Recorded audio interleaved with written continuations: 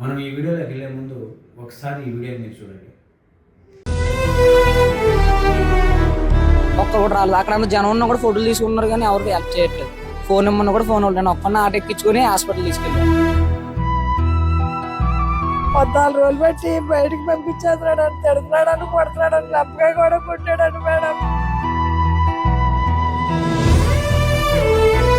చనిపోయాడు తల్లి చెప్తే బాగాదని చిన్న దెబ్బ తల్లి నాకు యాక్సిడెంట్ అయిందమ్మా, హాస్పిటల్లో ఉన్నాడు అమ్మకాడు అని చెప్పా మేడం.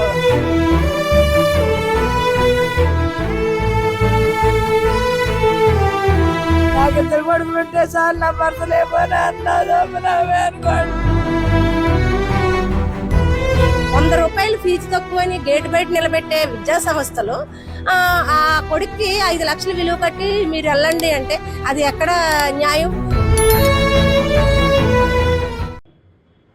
ఆంధ్రప్రదేశ్లో కార్పొరేట్ స్కూల్స్, కార్పొరేట్ కాలేజీలు వీళ్ళకు విచ్చలవిడిగా పర్మిషన్లు ఇవ్వడం వల్ల విద్యాబుద్ధులు చెప్పి మంచి చెడ్డ నేర్పించాల్సిన విద్యా సంస్థలు విద్యార్థుల పాలిట శాపాలుగా తయారవుతున్నాయి.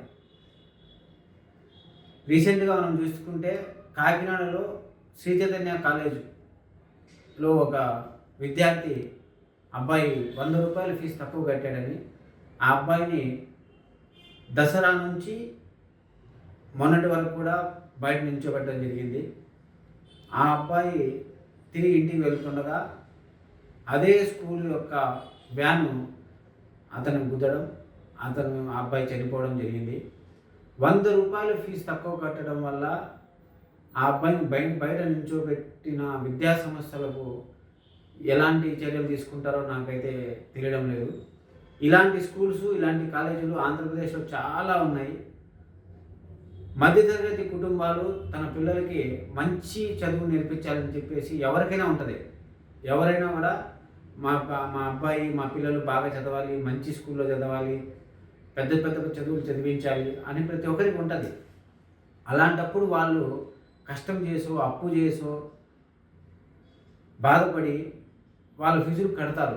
అది కొంచెం లేటుగా కట్టినా కూడా వాళ్ళ పిల్లల మీద ప్రెజర్ తేవడం, ఆ పిల్లల్ని బయట నిల్చోబెట్టడం, వాళ్ళకు పిల్లలు అందరి మధ్యలో వాళ్ళకు వెటకారంగా మాట్లాడడం, వాళ్ళకు పనిష్మెంట్ ఇవ్వడం, వాళ్ళను ఎగ్జామ్స్ రాసిపోయకపోవడం, ఇలాంటివి చేయడం వల్ల ఆ పిల్లల మీద ఒత్తిడి ఎక్కువైపోయి చాలామంది పిల్లలు చదువు మీద కాన్సన్ట్రేషన్ తగ్గిపోవడం, చదవాలనే ఆలోచన నుంచి బయటపడిపోతుంటారు.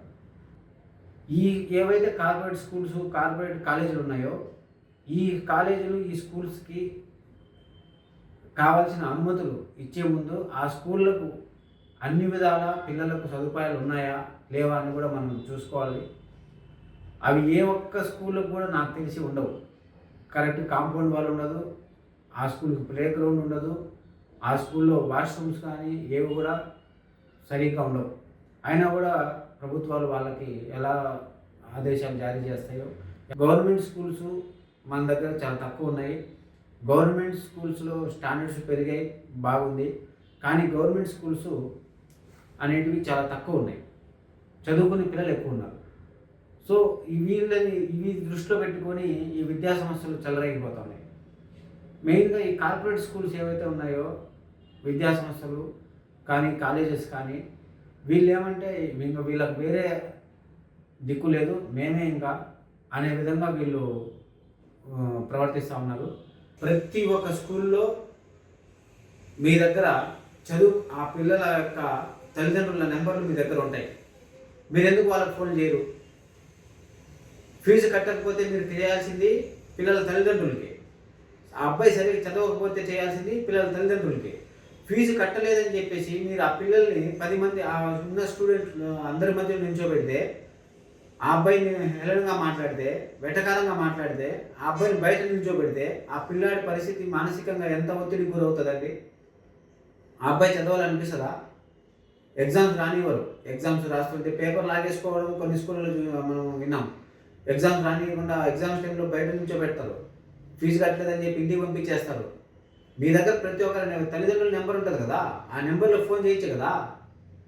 పోనీ ప్రతి ఒక్క స్కూల్లో కావాల్సిన అన్ని సదుపాయాలు ఉన్నాయా?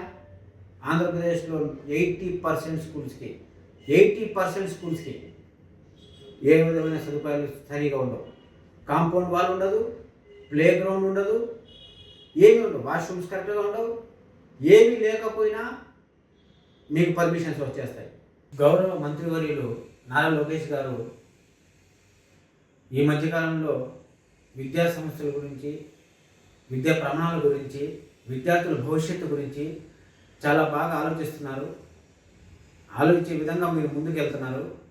కాబట్టి దయచేసి ప్రైవేటు విద్యా సంస్థలపైన ఉక్కుపాదం మోపి ఎవరికైతే అన్ని సదుపాయాలు లేకుండా విద్యా సంస్థలు అయితే నడుపుతున్నారో అలాంటి విద్యా సంస్థలు కానీ అన్నింటినీ మీరు వారిపైన తక్షణం చర్యలు తీసుకుంటారని భావిస్తూ సెలవు తీసుకున్నాను.